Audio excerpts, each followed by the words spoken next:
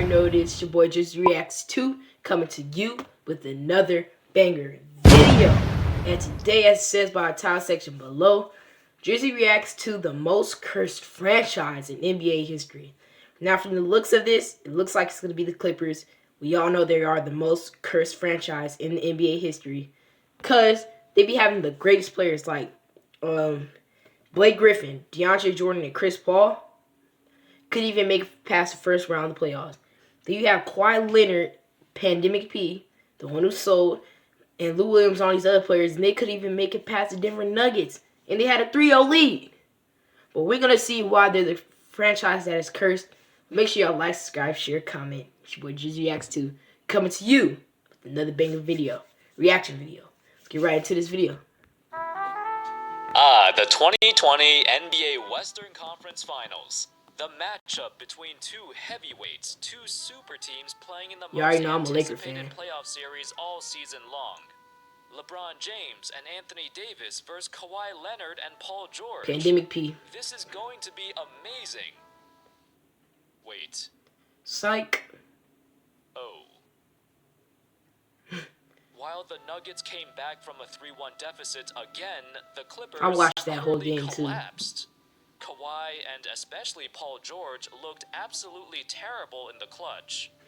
Doc Rivers became the only coach in NBA history to blow a 3-1 series lead in 3 different playoff series. What was that?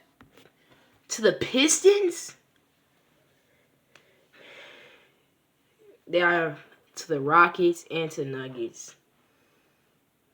But you can't blame it all on Doc Rivers. That's all I gotta say. 2 of those times were with the Clippers. Looks like the ghost of Blake Griffin is still haunting them. Like, do you remember how we used I'm trying to figure out why they're cursed. When they had Blake and CP3?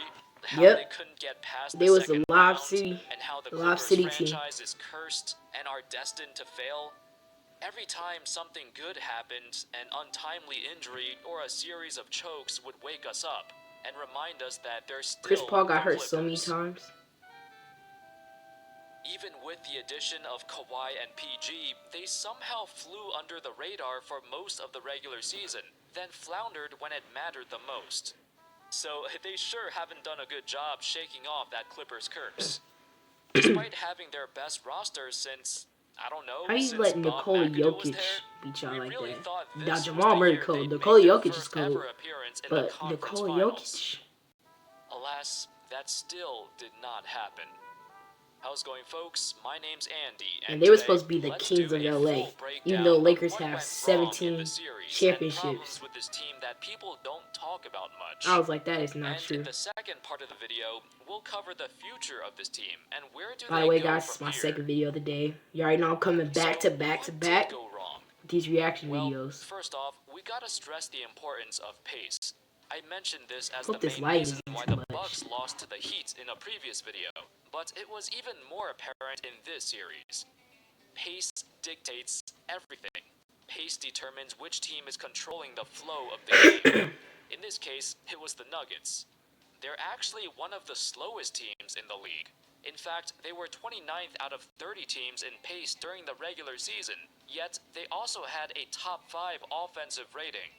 What this means is that they are almost exclusively a half-court team and operate their entire offense through like Chino Hills with Lonzo Ball, LaMelo, and Jello. Around their 2 best players, Jokic and Murray. They're so good because during the playoffs, the game slows down and always benefits the slower team. The Clippers, on the other hand, were top 8 in pace, and they're used to getting out and running.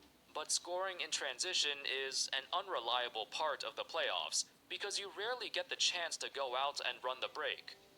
Essentially, that part of their game plan has gotten nullified, just like what happened to the Bucks. Throughout the series, it was the Bucks. All they had was Giannis and Middleton. A pace of 93.7, which heavily favored the Nuggets. Who is USAA made for? It's made for him, a veteran who honorably YouTube be killing me with these ads. She's serving now. We also made USAA for military spouses and their kids. Become a member. I wish I had the premium, y'all. I ain't got money like that.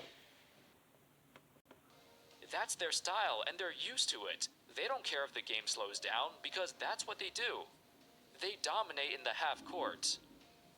Now, to be fair, this was a 7-game series, so it's not like the Clippers were terrible the entire time. For the most part, they played how they usually play, but it was quite clear some players were uncomfortable. Specifically, Lou Williams and Montrezl Harrell. These two guys were the X factors, and the success of the team seriously relied Lou on them Williams to was cold perform last like year. the sixth man So is candidates they're Montrezl Harrell. supposed to be. Offensively, athletically, they should have given the Nuggets a rough time, but instead, they got handled. While defense is not a strong point for Denver, their rotations, their ball denial, their collapsing in the paint in the pick and rolls, and pressuring of the ball handler Sorry if you severely guys hear that, hampered all that Williams outside and noise. Harrell. That's As my a parents and result, my both sister. of them Y'all drastically understand. underperformed, and the numbers show it, especially for Lou. Damn. They went from average players to bench players with these scoring percentages. And you know one thing I don't know? Why don't they never start Lou Williams? Guess they love him as 6th man, but they should start Lou Williams. That's crazy, though. Harrell had more points than Lou Williams, though? Damn. Their percentages was horrible. This was the Nuggets' game plan, to limit all of their role players while forcing Kawhi to do it But how all does this by mean they're himself. cursed? I mean, I know they haven't Here made are it to some no clips. championship, but trying to figure out the curse part. You can tell how disciplined the Nuggets are on defense. Every single screen, every high pick and roll was covered very nicely, especially in the last 3 games of the series. I gotta get cut, guys, I Every know. time someone catches the ball in the paint, they see multiple bodies. Whether it's Zubats or Harrell, they get locked down. Every time Kawhi drives into the paint, What was that he shot, sees Paul multiple George? defenders. Multiple players took turns guarding him. But for the most part, it was Jeremy Grant, the unsung hero. Jeremy Grant And was when a factor, Kawhi I does guess. drive past him, he sees a very quick double team, usually a guy coming from the wing to help out. The mid-range elbow jumper is Kawhi's bread and butter, and the Nuggets knew that. So they tried as hard as possible to I know prevent Kawhi is an that shot. underrated post scorer While the Clippers slash are a mid-range great scorer. all-around team, very strong and solid from top to Paul bottom, George was just they cold, developed bro. into an isolation-heavy offense. He didn't get at least a Because the percentage of Nuggets' his defense was takeover. so tight, You know on the 2K how Clippers you had have no other choice. the little fire takeover, how the meter starts. He didn't even have that. It was just empty, bro. Man was cold. Kawhi 2 shots and that man was himself cold talked for the about rest of the these bad game. habits and Y'all know how explained, that go in 2K. a few easy ones didn't If y'all fall play early, it. and that was it from there, pretty much. We got into a lot of ISO basketball once we got ourselves into that hole. When you see their offense stalling or struggling to convert, it's even more apparent. Because they just throw the ball to Kawhi or Paul George and watch them do their thing. Oh, and speaking of Paul George, Playoff P has become way off P. Way off P or pandemic P? We all know how inconsistent his jump shot is.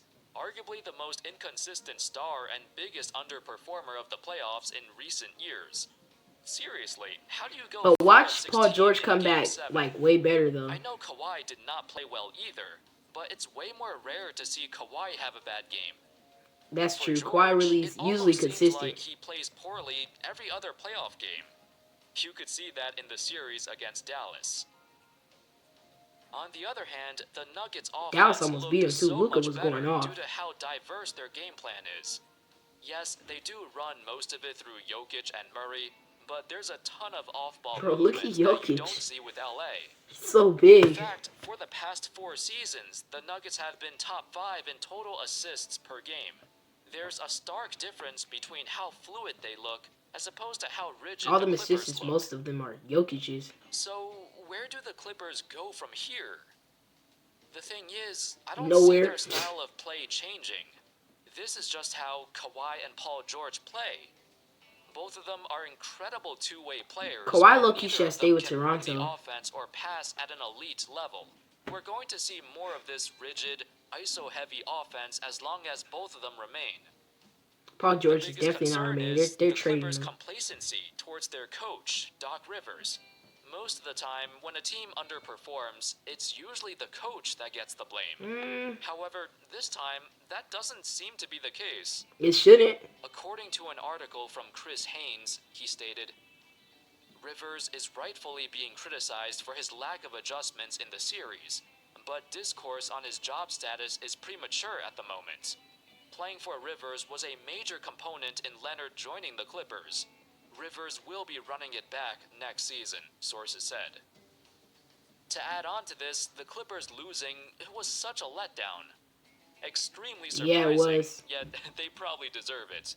Haynes added on, the Clippers rubbed opposing teams the wrong way by publicly voicing that their time is now. And that's probably how they got cursed. Practices off in the because as y'all saw when Damian Lillard had missed that free throw, remember how Patrick Beverly and Paul George was just making fun of him? And they've done that to a lot of teams. So that could be why they lost. Karma's a bitch. Season, believing they could just turn it on when it mattered the most because of their abundance of depth. But the most hyped Clippers team in history failed to produce when it was time. Doc Rivers gets praised around NBA circles, but I think he's been overrated for a while.